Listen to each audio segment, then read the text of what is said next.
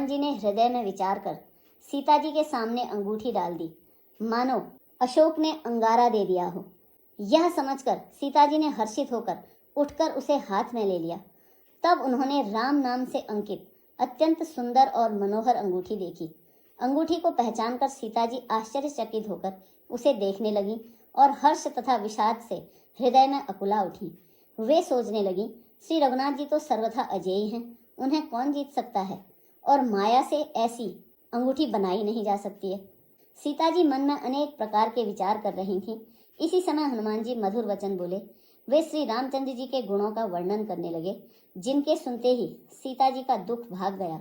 वे कान और मन लगाकर उन्हें सुनने लगी।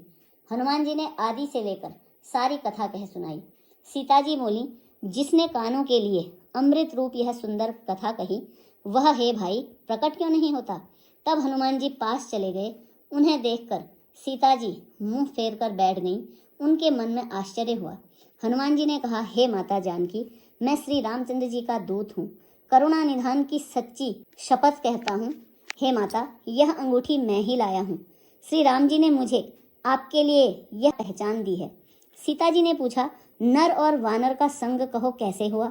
तब हनुमान जी ने जैसे संग हुआ वह सब कथा कह सुनाई। हनुमान जी के प्रेम युक्त वचन सुनकर सीता जी के मन में विश्वास उत्पन्न हो गया। उन्होंने जान लिया यह मन वचन और कर्म से कृपा सागर श्री रघुनाथ जी का दास है। भगवान का सेवक जानकर अत्यंत गाढ़ी प्रीति हो गई। नेत्रों में प्रेमाश्रुओं का जल भराया और शरीर अत्यंत पुलकित हो गया।